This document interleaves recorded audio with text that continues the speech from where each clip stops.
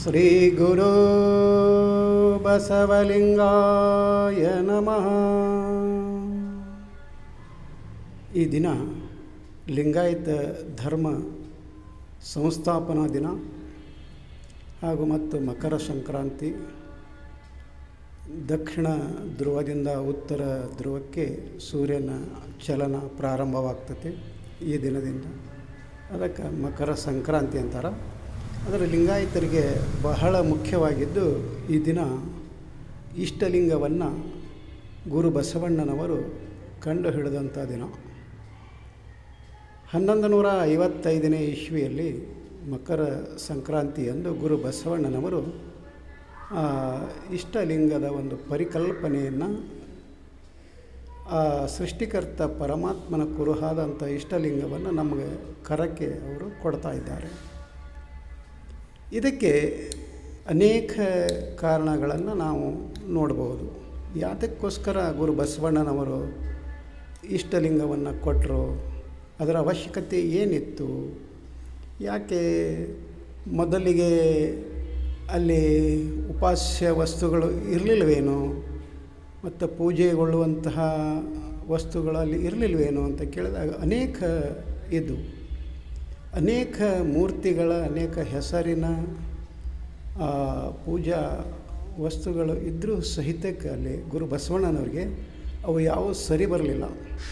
ಯಾಕಂತ ಕೇಳಿದರೆ ಅವು ಎಲ್ಲ ಪುರೋಹಿತರ ಅಧೀನದಲ್ಲಿದ್ದವು. ಇಲ್ಲಿ ಗುಡಿ ಕಟ್ಟವ ಒಬ್ಬವ, ಇಟ್ಟಂಗಿ ಹೊರವ ಒಬ್ಬವ, ಮತ್ತು ಯೋಜನೆಯನ್ನು ಹಾಕಿ ದುಡ್ಡು ಖರ್ಚು ಮಾಡೋ ಒಬ್ಬವ. ಆದರೆ ಅಲ್ಲಿ ಮೂರ್ತಿ ಪ್ರತಿಷ್ಠಾಪನೆ ಮಾಡಿದ ನಂತರ ಆ ವೈದಿಕ ಅಥವಾ ಪುರೋಹಿತನ ಕೈಯೊಳಗೆ ಆ ಮೂರ್ತಿ ಆತನ ಒಂದು ವಶವಾಗಿಬಿಡ್ತದೆ. ಆದರೆ ಅಲ್ಲಿ ಒಳಗಡೆ ಆ ಗರ್ಭಗುಡಿ ಒಳಗಡೆ ಹೋಗಿ ಪೂಜೆ ಮಾಡೋದಕ್ಕೆ ಯಾರಿಗೂ ಅಲ್ಲಿ ಅವಕಾಶ ಇರೋದಿಲ್ಲ. ಕಾರಣ ಅಂತ ಕೇಳಿದರೆ ಉಳಿದವರೆಲ್ಲರೂ ಅಲ್ಲಿ ಪುರೋಹಿತ ಅಷ್ಟೇ ಪೂಜಾರಿ ಶ್ರೇಷ್ಠ, ಉಳಿದವರೆಲ್ಲರೂ ಕನಿಷ್ಠರಾಗಿಬಿಡ್ತಾರಲ್ಲಿ. ಮೂರ್ತಿ ಮುಟ್ಟಿ ಪೂಜೆ ಮಾಡುವಂಥ ಒಂದು ಅವಕಾಶ ಇರಲಿಲ್ಲ, ದೇವರ ಪ್ರಾರ್ಥನೆ ಮಾಡುವಂಥ ಅವಕಾಶ ಇರಲಿಲ್ಲ. ಆ ಸಮಯದಲ್ಲಿ ಗುರು ಬಸವಣ್ಣನವರು ಇವ್ಯಾವ ಮೂರ್ತಿಗಳು ಆ ದೇವರ ಹೆಸರಿನಲ್ಲಿ ಹೇಳಿಕೊಂಡವು ಎಲ್ಲರಿಗೂ ದೊರಕಬೇಕು, ಎಲ್ಲರಿಗೂ ಒಂದು ಪೂಜೆಯ ಹಕ್ಕು ದೊರಕಬೇಕು, ಮಹಿಳೆಯರಿಂದ ಹಿಡಿದು ಹಾರುವನಿಂದ ಹೊಲೆಯನವರೆಗೂ ಆ ಪೂಜೆ ಮಾಡುವಂಥ ಒಂದು ಸದಾವಕಾಶ ದೊರಕಬೇಕು ಅಂತ ಹೇಳಿ ಸತತ ಅವರು ಕೂಡಲ ಸಂಗಮಕ್ಕೆ 8ನೇ ವಯಸ್ಸಿಗೆ ಬಂದರು. ಆನಂತರ 21ನೇ ವರ್ಷದವರೆಗೆ ಸತತ ಒಂದು ಅಧ್ಯಯನವನ್ನು ಮಾಡಿ ಎಲ್ಲ ಶಾಸ್ತ್ರ, ವೇದ, ಆಗಮ, ಪುರಾಣ ಎಲ್ಲವುಗಳನ್ನು ಅಧ್ಯಯನ ಮಾಡಿ ಅಲ್ಲೆಲ್ಲ ನೋಡಿ ಅಲ್ಲಲ್ಲಿ ಸೃಷ್ಟಿಕರ್ತ ಪರಮಾತ್ಮ ಇಲ್ಲ ಅನ್ನೋದನ್ನು ತಿಳ್ಕೊಂಡು, ಮತ್ತು ಎಲ್ಲಿ ಬೇರೆ ಬೇರೆಯವರಿಗೆ ಎಲ್ಲ ಜನಾಂಗಕ್ಕೂ ಪೂಜೆಯ ಒಂದು ಅವಕಾಶ ಇಲ್ಲ ಅನ್ನೋದನ್ನು ತಿಳ್ಕೊಂಡು ಅಲ್ಲಿ 14/11/55ನೇ ದಿನಾಂಕದಂದು ಗುರು ಬಸವಣ್ಣನವರು ಒಂದು ಹೊಸ ಒಂದು ವಿಚಾರ ಅವರ ತಲೆಯಲ್ಲಿ ಬಂದಾಗ ಆ ಇಷ್ಟಲಿಂಗವನ್ನು ಸೃಷ್ಟಿಕರ್ತ ಪರಮಾತ್ಮನ ಒಂದು ಚುಳುಕಾಗಿಸಿ ನಮ್ಮ ಕರಕ್ಕೆ ಅಲ್ಲಿ ಹೇಗೆ ಒಂದು ಕರಿ ಕನ್ನಡಿಯಲ್ಲಿ ಅಡಗಿದಂತೆ ಅಂತ ಹೇಳ್ತಾರಲ್ಲ, ಹಾಗೆ ಸೃಷ್ಟಿಯಲ್ಲಿ ಓತಪ್ರೋತವಾಗಿ ತುಂಬಿಕೊಂಡಂಥ ಸೃಷ್ಟಿಕರ್ತ ಪರಮಾತ್ಮನೊಂದು ಚುಳುಕಾಯದ ಒಂದು ಕುರುಹನ್ನು ನಮ್ಮ ಕೈಗೆ ಅವರು ಇದೇ 14ನೇ ತಾರೀಕಿನಿಂದ ನಮಗೆ ಕೊಡಮಾಡ್ತಾರೆ. ಅನಂತರ ಅಲ್ಲಿ ಲಿಂಗಾಯತ ಧರ್ಮ ಉದಯವಾಗ್ತದೆ. ಲಿಂಗಾಯತ ಹೊಸ ಧರ್ಮ ಅಲ್ಲಿ ಪ್ರಾರಂಭವಾಗ್ತದೆ. ಅನೇಕ ಕುಹಕಿಗಳು, ಮತೀಯವಾದಿಗಳು ಇಂದು ಹೇಳ್ತಿರ್ತಾರೆ ಬಸವ ಪೂರ್ವದಲ್ಲಿತ್ತು. ಬಸವ ಪೂರ್ವದಲ್ಲಿ ಇದ್ದಂಥ ಲಿಂಗ ಸ್ಥಾವರ ಲಿಂಗ, ಚರಲಿಂಗ, ಮತ್ತು ಅಲ್ಲಿ ಇಷ್ಟಲಿಂಗ ಇರಲಿಲ್ಲ. ಅಲ್ಲಿ ಲಿಂಗಗಳು ಅನೇಕ ಇದ್ದರೂ ಸಹಿತಕ್ಕೆ ಕರದಲ್ಲಿ ಪೂಜೆ ಮಾಡಿಕೊಂಡು ಕೊರಳಲ್ಲಿ ಕಟ್ಟಿಕೊಳ್ಳುವಂಥ ಒಂದು ಅವಕಾಶ ಆ ದಿನಮಾನದಲ್ಲಿ ಇರಲಿಲ್ಲ. ಅದಕ್ಕೋಸ್ಕರ ತನ್ನ ಪೂಜೆಯನ್ನು ತಾನೇ ಮಾಡಿಕೊಳ್ಳಬೇಕು ಅನ್ನುವ ಒಂದು ಹೊಸ ವಿಚಾರದೊಂದಿಗೆ ಗುರು ಬಸವಣ್ಣನವರು ಇಷ್ಟಲಿಂಗವನ್ನು ನಮಗೆ ಮಾಡ್ತಾರೆ ಅವರು.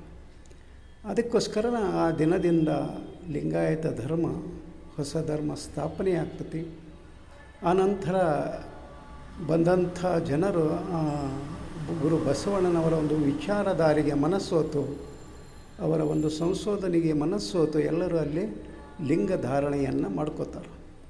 ಎಲ್ಲ ಜನಾಂಗದವರು ಅಲ್ಲಿ ಬಂದು ಆ ಲಿಂಗ ಧಾರಣೆಯನ್ನು ಮಾಡಿಕೊಂಡು ಲಿಂಗಾಯತರಾಗ್ತಾರೆ. ಅದಕ್ಕೂ ಪೂರ್ವದಲ್ಲಿ ಇರುವ ಲಿಂಗ ಇರಲಿಲ್ಲ, ಇದ್ದರೆ ಸ್ಥಾವರ ಲಿಂಗ ಮತ್ತು ಚರಲಿಂಗ ಅಷ್ಟೇ ಇದ್ದವು ಹೊರತು ಅಲ್ಲಿ ಇಷ್ಟಲಿಂಗ ಇರಲಿಲ್ಲ. ಅದು ಇಷ್ಟಲಿಂಗವನ್ನು ಕಂಡು ಹಿಡಿದಂಥ ಗುರು ಬಸವಣ್ಣನವರು ಏನು ಈ ದಿನ 14ನೇ ತಾರೀಕು 1155ನೇ ಇಸ್ವಿಯಿಂದ ನಮಗೆ ಮಾಡಿದ್ರೆ, ಅದಕ್ಕೋಸ್ಕರ ಆ ದಿನದಿಂದ ಈ ದಿನವನ್ನು ಅದು ಲಿಂಗಾಯತ ಧರ್ಮ ಸಂಸ್ಥಾಪನಾ ದಿನವನ್ನಾಗಿ ಆಚರಣೆ ಮಾಡ್ತಾ ಬಂದಿದ್ದಾರೆ. ಎಲ್ಲ ಕಡೆಗೂ ಈಗ ಸಂಭ್ರಮದಿಂದ ಆಚರಣೆ ಆಗ್ತದೆ. ಮತ್ತು ಕೂಡಲ ಸಂಗಮದಲ್ಲಿ ಶರಣ ಮೇಳ ಅಂತ ಹೇಳಿ ಪೂಜ್ಯ ಲಿಂಗಾನಂದ ಮಹಾಸ್ವಾಮೀಜಿಯವರು ಹಾಗೂ ಪೂಜ್ಯ ಮಾತೆ ಮಹಾದೇವಿ ತಾಯಿಯವರು ಒಂದು ಆ ದಿನವನ್ನು ಲಿಂಗಾಯತರು ಎಲ್ಲರೂ ಒಂದೆಡೆ ಸೇರಬೇಕು, ಆ ಗುರುವಿನ ಪ್ರಾರ್ಥನೆಯಲ್ಲಿ ತೊಡಗಬೇಕು, ಮತ್ತು ಆ ಸಾಮೂಹಿಕ ಲಿಂಗ ಪೂಜೆಯಲ್ಲಿ ತೊಡಗಬೇಕು, ಮತ್ತು ಸಮುದಾಯ ಪ್ರಾರ್ಥನೆಯಲ್ಲಿ ತೊಡಗಬೇಕು ಅಂಥೇಳಿ ಶರಣ ಮೇಳ ಅನ್ನುವಂಥ ಒಂದು ವಿಶಿಷ್ಟವಾದ ಅಲ್ಲಿ ಶರಣರ ಸಂಗಮವನ್ನು ಅಲ್ಲಿ ಕೂಡಲ ಸಂಗಮದಲ್ಲಿ ಅವರು ಜಾರಿಗೆ ತಂದರು. ಅದು ಸತತವಾಗಿ ಈಗ 38 ವರ್ಷಗಳಿಂದ ಅಲ್ಲಿ ಕೂಡಲ ಸಂಗಮದಲ್ಲಿ ನಡೀತಾ ಬಂದಿದೆ. ಹಾಗೆ ಇದು ಗುರು ಬಸವಣ್ಣನವರು ಹೊಸದಾಗಿ ಕೊಟ್ಟಂಥ ಹೊಸ ಧರ್ಮ, ಅದು ಹೊಸ ಪೂಜಾ ವಿಧಾನ, ಇಷ್ಟಲಿಂಗ. ಹಾಗೆ ಅದನ್ನು ಎಲ್ಲಿ ತೆಗೆದು ಇಡೋ ಹಾಗಿಲ್ಲ, ಅಲ್ಲಿ ಕೊರಳಲ್ಲೇ ಕಟ್ಕೋಬೇಕು, ಮತ್ತು ಕರದಲ್ಲೇ ಇಟ್ಟು ಅದನ್ನು ಪೂಜೆ ಮಾಡಬೇಕು. ಯಾವ ಜಗಲಿ ಮೇಲೆ ಗದಿಗೆ ಮೇಲೆ ಯಾವುದ್ರ ಮೇಲೆ ಇಟ್ಟು ಪೂಜೆ ಮಾಡೋಂಗಿಲ್ಲ, ನಮ್ಮ ಅಂಗೈಯಲ್ಲಿ ಇಟ್ಟುಕೊಂಡು ಅದನ್ನು ಪೂಜೆ ಮಾಡಬೇಕು. ಮತ್ತು ಅಲ್ಲಿ ಆ ಪೂಜೆಯ ಆ ಲಿಂಗದ ಒಂದು ವಿಶಿಷ್ಟ ಏನಂತ ಕೇಳಿದರೆ, ನಾವು ಹುಟ್ಟಿನಿಂದ ಹಿಡಿದು ಕೊನೆಗೆ ನಮ್ಮ ಮರಣದ ನಂತರ ನಮ್ಮ ಜೊತೆಯಲ್ಲಿ ಬರುವಂಥದ್ದು ಯಾವುದಂದರೆ ಅದು ಇಷ್ಟಲಿಂಗ. ಮತ್ತು ಅಲ್ಲಿ ಯಾವ ಸಂಪತ್ತು, ದಾಗಿನ, ಒಡವೆ, ವಸ್ತ್ರ ಯಾವುದಕ್ಕೂ ಅಲ್ಲಿ ಅವಕಾಶ ಇಲ್ಲ. ಅಲ್ಲಿ ಏನು ನಾವು ಬತ್ತಲಾಗಿ ಬಂದಿದ್ದೇವೆ, ಅಲ್ಲಿ ಇಷ್ಟಲಿಂಗ ಧಾರಣೆ ಮಾಡಿಕೊಂಡಿದ್ದೀವಿ. ಮತ್ತು ಮುಂದೆ ನಾವು ಬತ್ತಲಾಗಿ ಹೋಗುವ ಸಮಯದವರೆಗೆ ಅದು ನಮ್ಮ ಜೊತೆಯಲ್ಲೇ ಇರ್ತೈತಿ. ಮತ್ತು ಕೊನೆಗೆ ನಮ್ಮನ್ನು ಮಣ್ಣು ಮಾಡುವಾಗ ಸಹಿತ ಅದು ಆ ಇಷ್ಟಲಿಂಗ ನಮ್ಮ ಜೊತೆಯಲ್ಲೇ ಇರ್ತದೆ. ಇದು ಒಂದು ವಿಶಿಷ್ಟವಾದ ಧರ್ಮ, ಲಿಂಗಾಯತ ಧರ್ಮ. ಅದಕ್ಕೆ ಗುರು ಬಸವಣ್ಣನವರು ಕೊಟ್ಟಂಥ ಆ ಇಷ್ಟಲಿಂಗವನ್ನು ನಾವೆಲ್ಲ ಲಿಂಗಾಯತರು ಕಟ್ಟಿಕೊಳ್ಳೋಣ, ಪೂಜೆ ಮಾಡಿಕೊಳ್ಳೋಣ. ಎಲ್ಲ ಜನಾಂಗದವರು ಆ ದಿನಮಾನದಲ್ಲಿ ಕಟ್ಟಿಕೊಂಡು ಪೂಜೆ ಮಾಡಿದರು ಅಂತ ಹೇಳಿ ಎಲ್ಲ ಕಾಯಕದವರು ಆ ದಿನ ಒಂದೆಡೆ ಅನುಭವ ಮಂಟಪದಲ್ಲಿ ಸೇರಿದರು. ಹಾಗೆ ಅದು ದೊಡ್ಡ ಹೆಮ್ಮರವಾಗಿ ಬೆಳೀತಾ ಹೋಯಿತು. ಆದರೆ ಈಗ ಲಿಂಗಾಯತರೇ ಲಿಂಗವನ್ನು ಕಟ್ತಾ ಇಲ್ಲ. ಯಾಕಂದರೆ ಅದರ ಮರ್ಮ ತಿಳಿಸುವಂಥ ಮಠದ ಸ್ವಾಮಿಗಳು ಅಂತ ಏನು ಅಂದ್ಕೊಂಡದಾರಲ್ಲ, ಅವರು ತಿಳಿಸ್ತಾ ಇಲ್ಲ. ಲಿಂಗದ ಮಹತ್ವವನ್ನು ಅವರು ತಿಳಿಪಡಿಸ್ತಾ ಇಲ್ಲ. ಅದಕ್ಕೋಸ್ಕರ ಲಿಂಗಾಯತರು ಲಿಂಗವನ್ನು ಬಿಟ್ಟು ಈ ದಿನ ತಿರುಗ್ತಾ ಇದ್ದಾರೆ. ಯಾಕೆ ಅಂತ ಕೇಳಿದರೆ ಅವರಿಗೆ ಬೋಧನೆ ಇಲ್ಲ. ಸಮಾಜದ ಒಂದು ಆಸ್ತಿಯನ್ನು ತಿಂದಂಥ ಮಠದ ಸ್ವಾಮಿಗಳು ಏನಿದಾರಲ್ಲ, ಅವರಿಗೆ ಜ್ಞಾನ ಇಲ್ಲ. ಅವರು ಸ್ವಾಮಿಗಳು ಮಾಡಿದಂಥವರು, ಸ್ವಾಮಿ ಆದಂಥವರಲ್ಲ. ಅದಕ್ಕೆ ಪೂಜ್ಯ ಅಪ್ಪಾಜಿಯವರು ಲಿಂಗಾನಂದ ಸ್ವಾಮಿಗಳು ಹೇಳ್ತಾರೆ, ಸ್ವಾಮಿ ಮಾಡಬಾಡ್ರಿ, ಸ್ವಾಮಿ ಆಗಬೇಕು ಅಂತ. ಅದಕ್ಕೆ ಒಂದು ಜ್ಞಾನಯುತವಾದ ಒಂದು ವ್ಯಕ್ತಿ ಮಠಕ್ಕೆ ಬಂದು ಕುಂತರೆ ಅದು ಲಿಂಗಾಯತ ಧರ್ಮದ ಒಂದು ಬೆಳವಣಿಗೆ ಆಗ್ತದೆ. ಇಲ್ಲೇ ಯಾರಾದ್ರೂ ಒಬ್ಬನ ಹಿಡ್ಕೊಂಡು ಬಂದು ಸ್ವಾಮಿ ಮಾಡಿದರೆ ಅವನಿಗೆ ಯಾವುದು ತತ್ವನೂ ಗೊತ್ತಿರಲ್ಲ, ಆದರ್ಶನೂ ಗೊತ್ತಿರಲ್ಲ, ಲಿಂಗನೂ ಗೊತ್ತಿರಲ್ಲ. ಅವ ಎಲ್ಲದನ್ನು ಆಚರಣೆ ತಾನು ಮಾಡ್ತಿರ್ತಾನೆ, ಅಲ್ಲಿ ಭಕ್ತರಿಗೂ ಅದನ್ನೇ ಹೇಳ್ತಿರ್ತಾನೆ. ಅದಕ್ಕೋಸ್ಕರ ಲಿಂಗಾಯತ ಧರ್ಮ ಜನಗಳು ಯಾಕೆ ಲಿಂಗ ಬಿಟ್ಟಿದ್ದಾರೆ ಅನ್ನೋದಕ್ಕೆ ಅನೇಕ ಈ ಸಮಾಜದಲ್ಲಿ ನ್ಯೂನ್ಯತೆಗಳು ಈ ದಿನಮಾನದಲ್ಲಿ ಕಾಣಬರ್ತವೆ. ಅದಕ್ಕೋಸ್ಕರ ಆ ಸ್ವಾಮಿಗಳು ಏನಾದರೂ ಆಗಲಿ, ಏನು ಮಾಡಿಕೊಂಡ್ರು ಮಾಡ್ಕೊಳ್ಳಿ, ಆದರೆ ನಾವು ಸಹಿತ ಆ ಧರ್ಮದಲ್ಲಿ ಹುಟ್ಟಿ ಬಂದ ಮೇಲೆ ಆ ಧರ್ಮಗುರು ಕೊಟ್ಟಂಥ ಲಿಂಗವನ್ನು ಕಟ್ಕೋಬೇಕು, ಅದನ್ನು ಪೂಜೆ ಮಾಡಬೇಕು. ಆ ಧರ್ಮ ಗುರುವಿನ ಒಂದು ಋಣವನ್ನು ನಾವು ತೀರಿಸಬೇಕು, ಆತನಿಗೆ, ಆ ಗುರುವಿಗೆ ಒಂದು ಕೃತಜ್ಞರಾಗಿರಬೇಕು ಅನ್ನುವಂಥ ಒಂದು ಮನೋಭಾವ ನಮಗೆ ಬರಬೇಕು. ಹಾಗೆ ಎಲ್ಲರೂ ಆ ಗುರು ಬಸವಣ್ಣನವರನ್ನು ನೆನೆಸುತ್ತಾ ಹೊಸ ಧರ್ಮವನ್ನು ಒಂದು ಪೂಜೆಗೊಳ್ಳಲು ಒಂದು ಹೊಸ ಅವಕಾಶವನ್ನು ಮಾಡಿಕೊಟ್ಟಂಥ ಬಸವ ತಂದೆಗೆ ಎಷ್ಟು ಕೋಟಿ ಶರಣಗಳನ್ನು ಹೇಳಿದರೂ ಕಡಿಮೆನೇ.